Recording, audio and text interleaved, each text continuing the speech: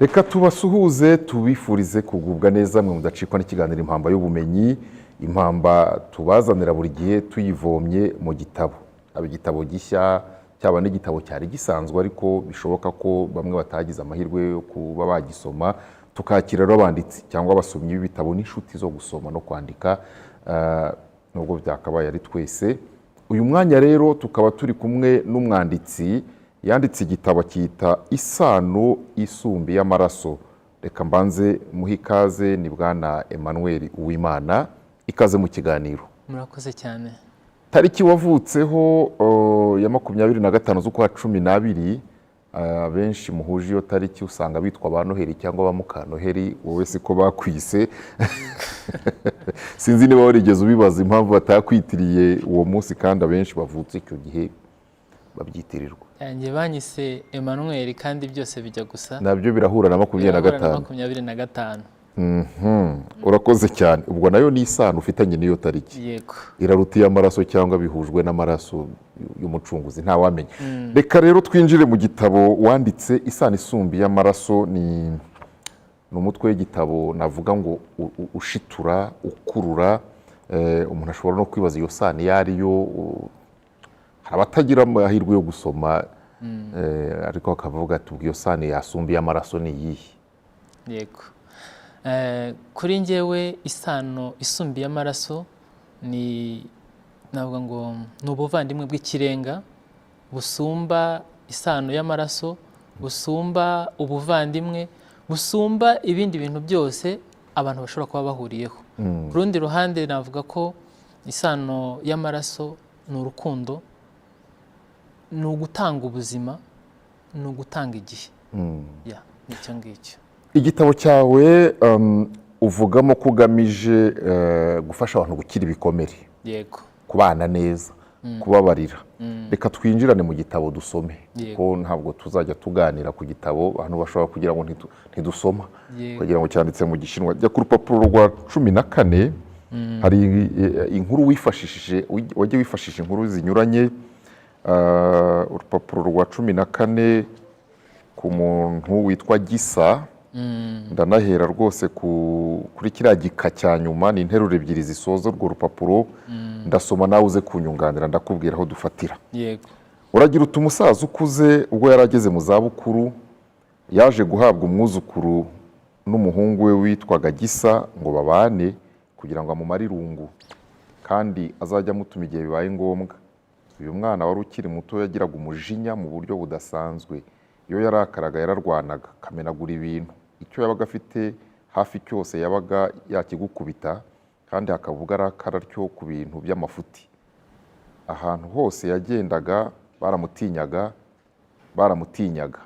Ibeshye ngo umunyureho umukandagira utabishaka, urebe ngo intambara irarota.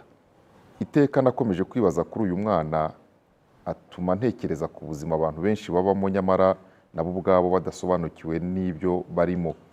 Nyuma nza gusanga mu buzima ikintu giteye ubwoba cyane burya si urupfu, ahubwo ni uguhagarika, guseka, gukunda no kugira inzozi z'ejo hazaza. Ugasanga twemera gupfa kandi tukiriho.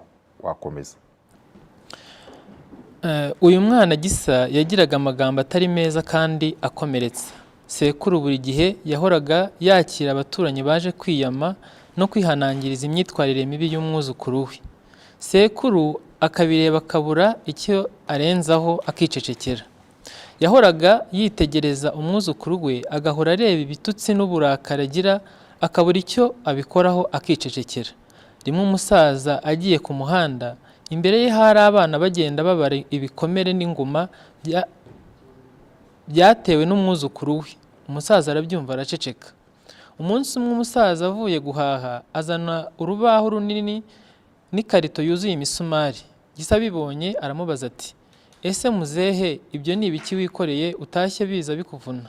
Umusaza ati, ahubwo zana agatebe wigire hino tuganire.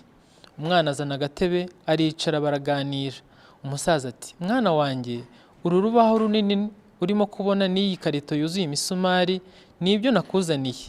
Dore ndabitera hariya ku gikuta, maze umunsi uzajya ugira umujinya n'uburakari ujye ufata umusumari utere muri ruriya rubaho.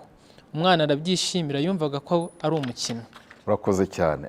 Reka wenda wowe udukurikiye ushobora kwibaza utese urubaho, imisumari, ipaki y'imisumari n'urubaho, hanyuma umusaza ati uko urakaye rubaho ntikize hari ibyo ugenda uteremo imisumari. Biri bukemura ikibazo, reka dukomeze ku ipaji ikurikiyeho. Yarakara rimwe n'umujinya mwinshi agafata umusumari akajya gutera muri rwa rubaho, hakaba ubwo ateye imisumari nka 15 icyarimwe. Umusaza yabonaga ibyo akamwitegereza akicecekera. Bikomeza bityo, nyuma y'igihe gito abwira sekuru ati ya misumari ndayirangije. Nuko sekuru aramubwira ati noneho mwana wanjye, niba uzajya abwira nta muntu urakaje ukubise cyangwa ubwiye nabi, uzajya ugenda ukuremo umusumari umwe muri rwa rubaho. Gisa araseka cyane yumva ko ari wa mukino ugikomeje. Umwana amara iminsi atuje kandi yitwara neza ngo abone uko akura imisumari muri rwa rubaho, kuko yashakaga ko ishira vuba bitewe no kugira amatsiko y'umukino wari ugiye gukurikiraho. Nyuma y'iminsi umwana asubirayo abwira sekuru ati ya misumari nayirangije. Sekuru amujyana imbere ya rwa rubaho ati mwana wanjye, kuri ruriya rubaho urahabona iki? Umwana ati ndabona imyenge myinshi. Sekuru ati uko ubona ruriya rubaho niko wagize imitima y'inshuti zawe, abavandimwe cyangwa n'abandi bose mubana, abo witwaragaho nabi kirya gihe ubwo wabaga ufite umujinya, bose wabatoboraga imitima gutya. Sekuru akomeza agira ati none se mwana wanjye, uru rubaho nkubwiye ngo urusubize uko rwari rumeze wabishobora? Umwana ati sinabishobora. Urakoze cyane. Umwana ati sinabishobora. Yego. Iyi nkuru wayikuye? Iyi nkuru nayibwiwe n'umusaza mukuru twaganiraga, twari dufitanye ikiganiro kirekire, niko kumbwira aka gakuru kari nk'imfashanyigisho kugira ngo agere ku cyo yashakaga kumbwira.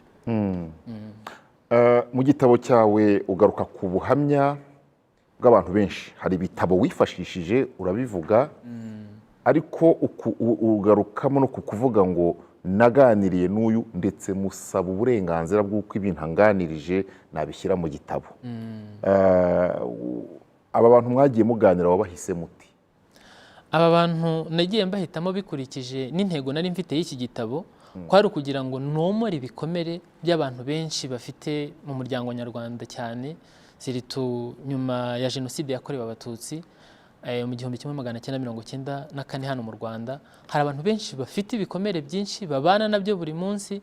Ubwo rero kubera ko nashaka kugaragaza isano isumbi y'amaraso, nashaka kugaragaza ko hari abantu bari bafitanye isano ariko mu by'ukuri bangije iyo sano, bagiriye nabi abo bahuje isano. Nyamara hari abandi benshi batari bafitanye n'isano, reka nyite ngo iy'amaraso, bahindukiye bagirira abandi neza. Munkundiye reka nse naho mvuga ku kantu gatoya ari nako katumye mfata inyito y'icyo gitabo. Ni ubuhamya bumwe bwatanzwe n'umuntu warokoye abantu muri jenoside yakorewe abatutsi mu 1994 yakorewe hano mu Rwanda.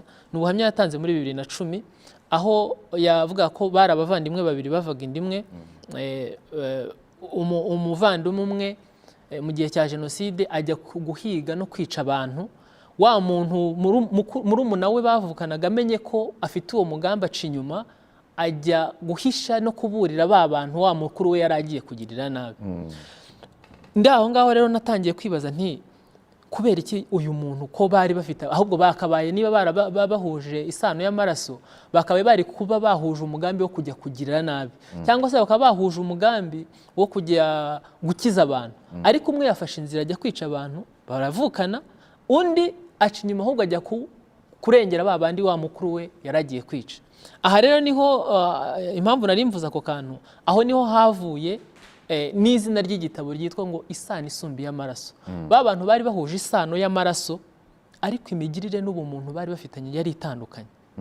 Rero ndimo kwandika iki gitabo nagiye nifashisha inkuru nyinshi zimeze gutyo zivuga ubuhamya bwabayeho, ku buryo n'abantu nabigarutse hano mu gitabo mvuga ngo hari abantu batari bari mu Rwanda mu gihe cya jenoside, hari n'abana bavutse nyuma ya jenoside, harimo n'umuntu ubyumva uno munsi akumva ko ibyo bintu bitabayeho, ariko nifashishije ubuhamya bw'ibintu byabayeho mu by'ukuri kugira ngo mbwire abantu ko ibyo bintu byabayeho kandi koko dukwiye kugira isano isumba iy'amaraso, ku buryo izi nkuru tuvuge nka buriya buhamya bw'uwo wise Batamuriza ni ubuhamya bw'ukuri. Yego, uriya mupadiri utatubwiye amazina ye yabayeho kandi biri uvuga byo gufata ku ngufu no guhindura kugahata umugore w'umukobwa wamuhungiyeho byarabaye.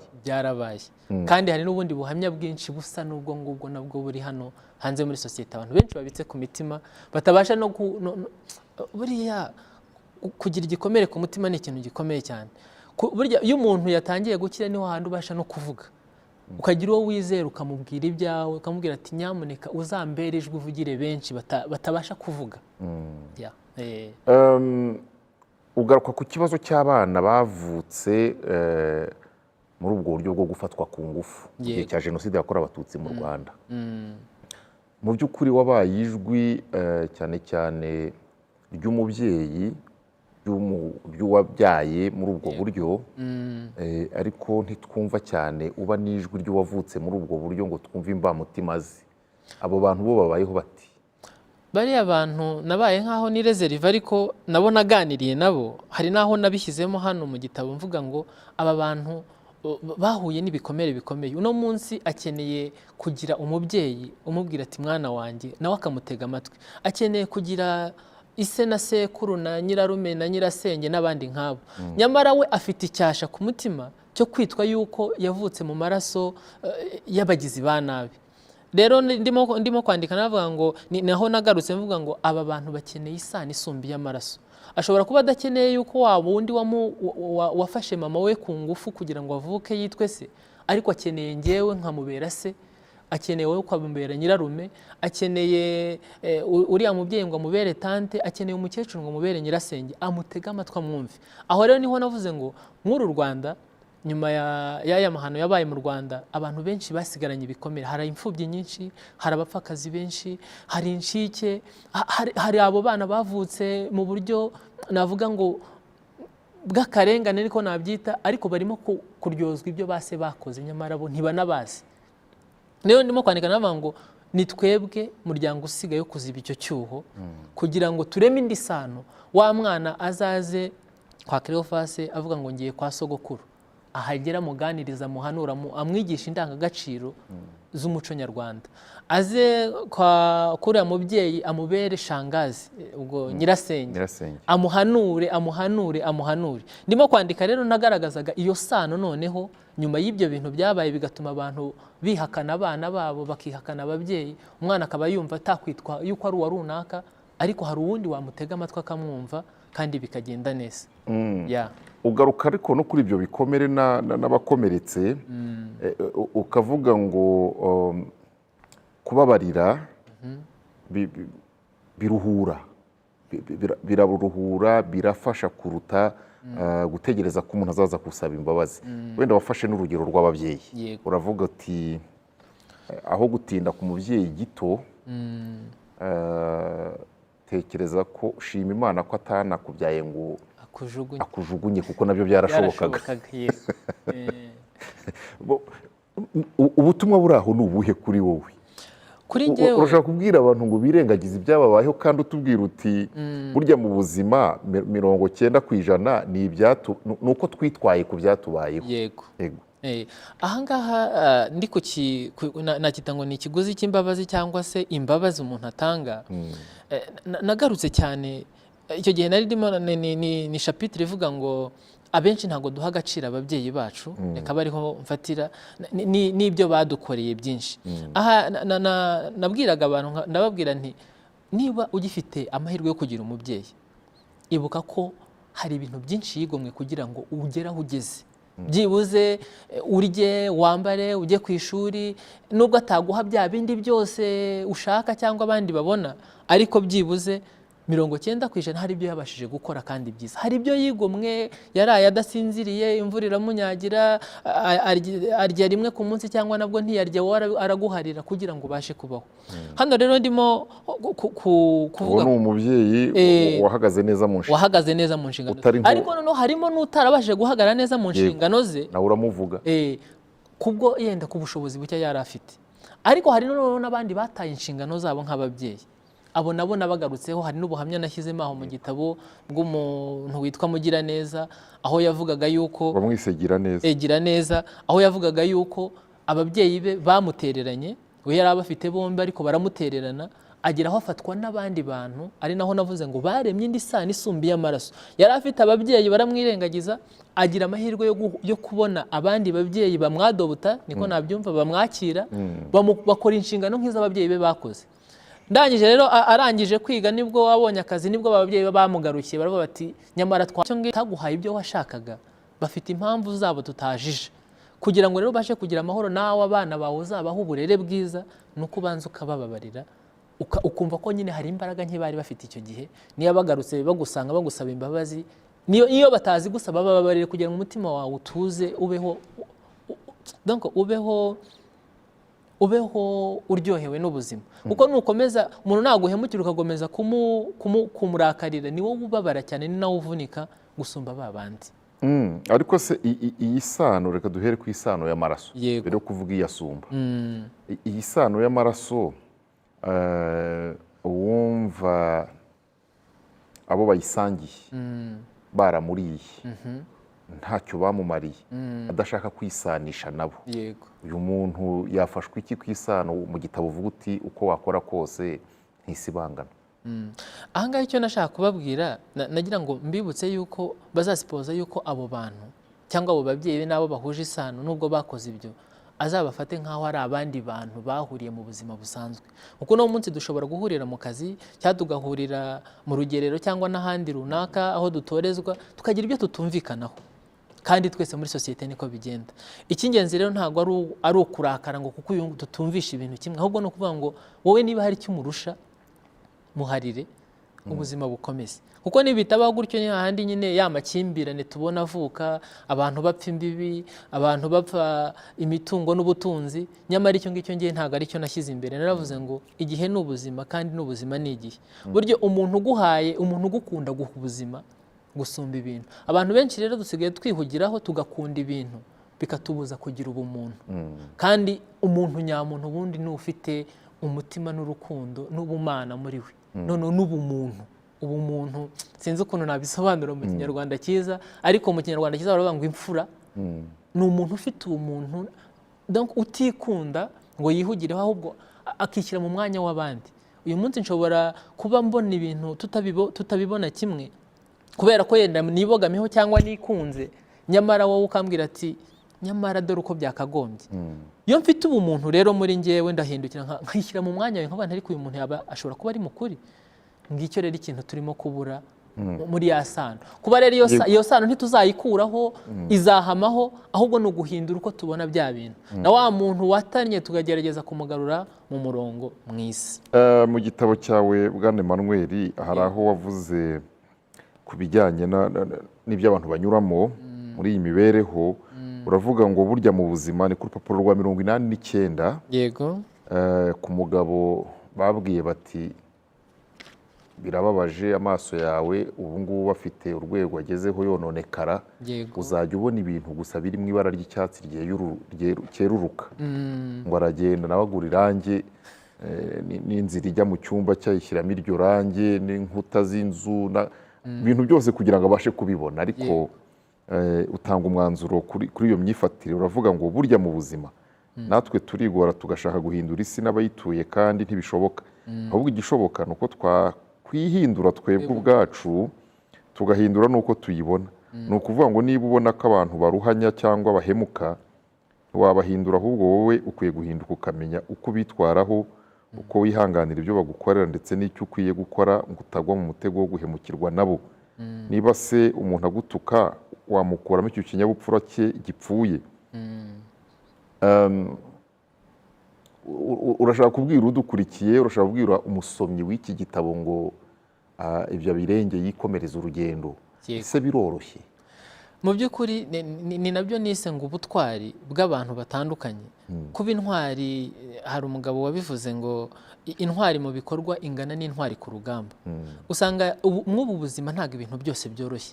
Uyu munsi nshobora gupanga yuko nzava hano nkajya mu burengerazuba cyangwa mu burasirazuba ku itariki iyi n'iyi, ariko ya tariki ikagera yenda habayeho lockdown, ariko ntibizambuza kuba nakominika cyangwa namenyesha wa muntu nari buzajye kureba ko ntabasha kugerayo. Icy'ingenzi rero mw'ubu buzima nibyo navugaga, ni ukumenya ngo intego zanjye mfite mu buzima ni izihe. Ese ko imbogamizi zitazabura kubaho, nzitwara gute kugira ngo za mbogamizi mbane nazo, mpangane nazo, ariko nzagere kuri za ntego zanjye.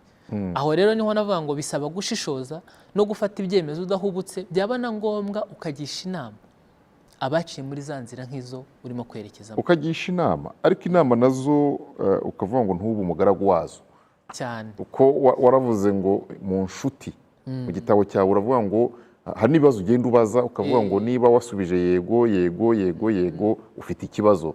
Hari n'ibindi ubaza uti mbese inshuti zawe zikujyana aho utashakaga kujya ari ukugira ngo zitababara? Yego. Ese inshuti zawe zishobora gutuma ukora ibi n'ibi niba utashakaga gukora, ariko ari ukugira ngo zo zigubwe neza? avuga ngo niba umeze utyo uri nyamugiye iyo bigiye, kandi si uko umuntu akwiye kubaho. None ko ushobora gusanga hari abantu wa mugani b'intinyamaso bakoreshwa no kuvuga ngo ntababaza inshuti yanjye, kandi urimo gukiza ibikomere, ntababaza inshuti yanjye, ni imyitwarire idakwiye se? Aho ngaho murakoze no kuvuga kuri ako kantu. Aho nagiraga inama abakiri bato cyangwa n'abakuze, abantu muri rusange, nuvuga ngo twese ku isi narabivuze ngo nta mugabo umwe, abantu ni magirirane, babaho bafashanya kugira ngo batere imbere. Ariko birakomeye iyo ugize inshuti mbi. Izo ngero rero natangaga, navugaga n'ibyo bibazo nagendaga nk'abantu ngo bibaze, n'abantu ushobora kumbaza ngo ese nabwirwa n'iki inshuti yanjye? Inshuti nziza nayibwirwa n'iki, n'inshuti mbi nayibwirwa n'iki? Niho natangaga ingero rero mvuga nti wibaze ibibazo ABCDFG, nusubiza yego urabona ko iyo atari inshuti nziza, nusubiza yego urabona ko inshuti ari nziza, ukomezanye nayo. Aho niho nagiraga inama mbwira abantu nti uzahura n'abantu benshi mu buzima bakubwira ibintu byinshi, ariko ibyo bintu byinshi ni byiza ko biyungurura ukavuga ati ese iki kintu nahaga aho ngaho, nahaga urugero urubyiruko ni rwo rwishimira kugira inshuti nyinshi ariko zidafite umumaro. None mbabwira nti ushobora kuba ufite inshuti 1000 cyangwa miliyoni zigukurikira kuri Instagram cyangwa Facebook n'izindi mbuga nkoranyambaga, ariko muri izo nshuti ugasanga harimo nk'eshanu z'umumaro. Aho rero niho navuga ngo kugira ngo umenye ya nshuti yakuyobora aheza, ni iyi ngiyi no wayimenya. Iyi ngiyi rero aba ari uzagendana nayo, uyibaze icyo ushaka, kuko inshuti nziza nyine yishimira ko wateye imbere, mu gihe noneho inshuti mbi yo irya utwawe ikingiye utwayo. Aho harimo akenge. Yego. Hanyuma ariko Emmanuel, hari ngira ngo n'iminota y'ikiganiro ifite aho igeze. Muri iki gitabo cyawe Isano Isumbi y'Amaraso ugaragazamo abantu bagiye bakoresha mikoro ya ntayo, icyo bakoze kikazahindukira kikababera kinini cyane kugikorewe. Yego. Ukanagaragaza umuntu nawe wakorewe n'udafite uburyo, nyuma agize uburyo aza kumuzirikana, ariko sinzi isomo utanga ngenda ryibajijeho. Yego. Kuko ubona kuri amukira agarutse gushaka uriya muntu wamuhaga ibinyamakuru ku buntu, hanyuma ngo aje kumwitura amubwira terega ntibyari ngombwa kuza niba uzanywe n'uko we wamaze kubona amikoro. Kwitura ineza aribwo ubonye uburyo bibaye icyaha. Aho ngaho reka mpere ushobora wenda kuba ntarakumvise neza, uradufasha. Reka mbasobanurire neza. Aho reka mpere ku rugero, ikintu nashaka kuvuga nuko kugira neza bitagombera ibintu. Yego. Iyo niyo yari intumbero ya mbere. Ngo nashaka gusobanura, reka mpere kuri rwa rugero rw'uriya mwana navuze wari imfubyi uba mu muhanda asabiriza kugira ngo abone ikimutunga ku munsi, ariko akaribuze kugera mu muhanda akabona uwundi mumama utwaye imodoka ari mu muhanda, ariko afite ikibazo cyo guhumeka, afite oxygene n'igicupa giteretse mu modoka kimufasha guhumeka. Mu by'ukuri uwo mwana agirira ikigongwe, agirira impuhwe wa mumama, aramubwira ngo nari nasabye uduceri dukeya, ahari se nawe genda ndabona ugowe, ahari se twagufasha.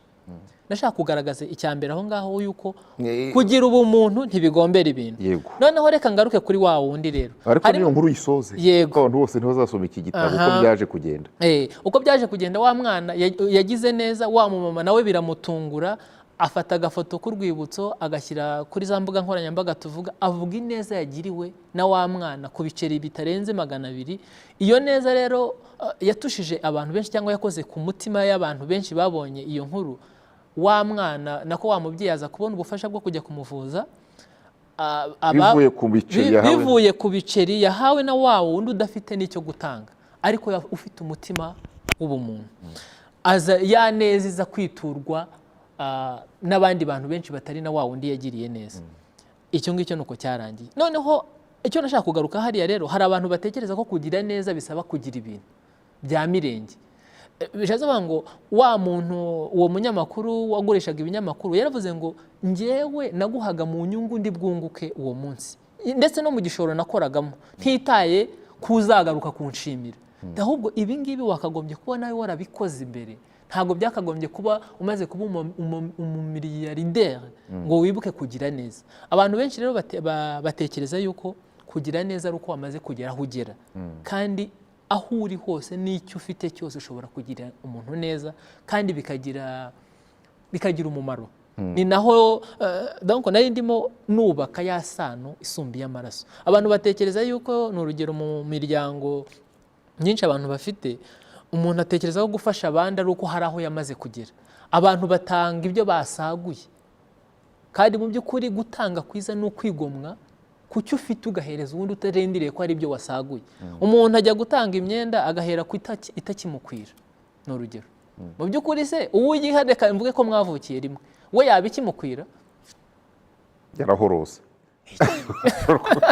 cyangwa atakinariho. Ni ukuvuga ngo rero gufasha kwiza, kugira umutima ukunda, ni ukubikora ukiriho kandi ugifite uburyo bwose waba ufite, wakora ikintu cyiza kandi bikagenda neza. Ibintu byawe umuntu abisomye yumva ugaruka ku muntu nyamuntu, ku bumuntu, ku kugira neza ukigendera. Muri iki gihe umuntu yanatekereza ati ni ugukorera Imana, ariko ntuvugamo Imana. Aha simvugamo Imana cyane, nta n'igitabo rwose, nta na reference nigeze nkora, uretse ahantu hamwe navuze ku matorero, navuga ngo amaturo twakagombye gutanga. Nabigarutseho mvuga ngo ntanga n'urugero rwiza cyane. Aha rero icyo navugaga, abantu iyo babwiye ngo Imana bahita bumva ibyaha n'ingororano, ariko mu by'ukuri mwebwe muri na pasiteri urabizi, baravuga ngo gukunda kwiza cyangwa gukunda Imana ni ugukunda mugenzi wawe. Njye rero mvuga yuko nindamuka nujuje neza inshingano nk'umuntu nagiriye wa muntu mugenzi wanjye n'Imana, nzaba nayikoreye byarangiye. Naho ngaho rero nagarukiye. Ukaba utandukanye na ba bakirisitu ngo banyuze kuri pasitori wabo batamumenye, kubera ko yambaye, ariko yaza kumenya, yambaye incocero, aryama hafi y'urusengero, nyamara yayoboraga. Ahageze buri wese atambuka, ageze no mu rusengero baramutembagaza bati sohoka agenda wa musazi weva mu rusengero. Nyuma nibwo yaje kuvanaho bya bintu byose, babona ni pasiteri. Natanze urugero rw'iyo Mana cyangwa se kubakorera Imana. Ubwo sabo bantu bose bari mu rusengero, iyo baba baje gufasha wa muntu, ni urwo rugero nashakaga kugaragaza. Rero mvuga ngo gushaka Imana kwiza cyangwa se gukorera Imana kwiza ni ugufasha mugenzi wawe. None tugana nko ku musozo w'ikiganiro, isano isumbiye amaraso, ariko ukabyubakira kuri uku kumenya ubabaye, tega amatwi abafite ibikomere, ubafasha muri urwo rugendo. Iyi sano isumbiye amaraso, hari imiryango mpuzamahanga wayitirira rero, ufite nka Croix Rouge. Yego rwose. Uyibona muri iyo sura cyane, uretse ko ntago nigeze nkoraho ubushakashatsi cyane nkurikije amakuru mbona, ariko harimo abantu bakora kambyite ngo ni bonne action, igikorwa cyiza kandi kigamije urukundo, nta nyungu kigambiriye, nta nyungu zindi ziri behind, ziri inyuma. Abo rero na rwose nabafatira hano. Gusa ikindi nafatiyeho, naravuze ngo iyi sano isumbiye amaraso dusangiye nk'abantu, ni isano aho uzabona mugenzi wawe nk'aho ari wowe cyangwa ari umuvandimwe we cyangwa uwundi muntu uwo ari we wese. Icyo gihe rero niho handi nzabona ko uwo muzungu cyangwa umwirabura cyangwa umukecuru cyangwa umeze gute ari umuvandimwe. Icyo ngomba kumufasha nakakimufashije nk'uwo tuvukana, nk'umubyeyi wanjye, nk'umuvandimwe wanjye, kugira ngo twubake isi nziza, tuzayisige ari nziza kurusha uko twayisize. Uvuga ko kubaho ari ukubana, kandi umukire agakenera umukene, umukene agakenera umukire, n'ibindi, hanyuma ariko ukanavuga uti Gandhi nawe waramuvuze, yego, uravuga ngo mu guhugura abo mu gihe cye yaravuze ngo ijisho rihorewe irindi ryarangira abatabona ari benshi, yego, cyangwa hafi ya bose. Ahangaha rero nkashaka kukubaza ngo iki gitabo cyawe ko turi no mu gihugu kivuga ubumwe n'ubwiyunge, gahunda ya Ndi Umunyarwanda, nayo ikagaruka kuri ya sano muzi dufitanye n'igihugu. yego, umuntu asomye iki gitabo Isano Isumba Amaraso, ntiwashatse kugishyira muri kontekste ya Ndi Umunyarwanda, by'Abanyarwanda bigarukiye ku bikomere, uburyo abantu bashobora kugirira neza nyamara abo bakeka ko bakakugiriye neza batarabikoze. Washoboraga no kucyita umusamariya mwiza, umusamaritani mwiza, byose birashoboka. Kiri muri kadire y'ubumwe n'ubwiyunge, cyangwa wowe wanditse gutyo gusa ukurikije kubwira abantu uti nyamara umuntu ashatse ajya agira neza yigendere? Iki gisa naho kirabibumbatiye byose, kuko nahereye ku bikomere. Naranabivuze, naravuze nti iki gitabo ni igitabo kivuga ku mateka y'Abanyarwanda n'imibanire y'Abanyarwanda nyuma ya Jenoside yakorewe Abatutsi 1994, aho harimo abantu benshi bafite ibikomere byinshi babana nabyo buri munsi, usanga bibabuza, bamwe bumva ko kubaho nta n'ikintu bimaze, abandi bakumva ko bakavuyeho bikarangira ku byo bari babereyeho nta kikiriho. Aha rero nashaka kuvuga ngo nubwo abantu bakomeretse bakaba babana n'ibikomere bituma batabona ibyishimo, ariko bashobora kubirenga. Ariho handi navuga ngo bakongera bakaba bati noneho tubeho, haracyari ibyiringiro byo kubaho. Byonyine no kuba wararokotse Jenoside yakorewe Abatutsi ukaba ukiriho ni ikindi gishoro gikomeye, kandi nanone igihugu kiragukeneye kugira ngo wubake, ufatanye n'abandi kubaka igihugu. Aha rero niho navuga ngo ibyo ngarutse ku bumwe n'ubwiyunge birimo, nashaka kugaragaza uruhare rwa buri wese muri babandi bazasoma igitabo batigeze bamenya ayo mateka, bakumva ibyabaye, ariko noneho nkabirengaho nkavuga ngo nubwo ibyo byabayeho ni amateka, nta nubwo tuzayasibanganya ngo bikunde, ahubwo noneho hari impamvu uriho. Hari ugukeneye kugira ngo umubere umubyeyi, hari ugukeneye kugira ngo umubere umwana, hari ugukeneye kugira ngo umubere umujyanama, hari ugukeneye kugira ngo mufatanye muri bizinesi mwubake igihugu. Ngibyo naho ngaho ndi. Rero natangaga n'iyindi mpanuro mvuga ngo umuryango wasigaranye ibikomere byinshi, hari imfubyi, hari abapfakazi, hari abo bantu bakeneye urukundo, bakeneye abantu babitaho, batega amatwi. Ni naho nageze mu byakorwaga gutya. None namwe bana bacu, nubwo mutabonye ababyeyi babahanura, ariko nusoma kino gitabo uzavanamo impanuro zizagufasha kugira umuryango mwiza, nawe ugatanga urukundo ku bana uzabyara. Bityo ni naho navuga ngo isano nyine ikagomeza guhererekanywa. Usanga uyu munsi turavuga ikinyarwanda cya Gihanga, impamvu cyabayeho nuko cyahererekanyijwe. Niyo mpamvu rero nagarukaga mvuga ngo iyo sano isumbiye amaraso dusangiye dukomeze kuyisigasira dushingiye ku ndangagaciro n'umuco nyarwanda, kugira ngo tuzarage abuzukuru bacu n'abuzukuruza igihugu gitoshye amata n'ubuki, kandi kidashingiye ku ivangura cyangwa ubugiranabi ubwo ari bwo bwose. Urakoze cyane Uwimana Emmanuel. Igitabo Isano Isumbiye Amaraso, iki gitabo si ikinege, afite n'ibindi yanditse, kandi ndatekereza ko mukomeje. Yego rwose. Urakoze. Tuzongera no kuri bya bitabo bindi, kuko ngiye warabimpaye, tuzongera tugutumire nabyo twumve igikubiyemo, ariko cyane cyane mu gukira ibikomere ndetse no gufata ubuzima mu buryo butuma umuntu abaho neza. Uyu mwanditsi aravuga ngo nukorana n'abanyeshyari ujye ubirengagiza, wikomereze, kuko igituma kugirira ishyari nuko hari icyo ufite nyine, kidahari nta mpamvu barigira. Ariko n'ufite ishyari batumubwire ko aravoma ibirohwa.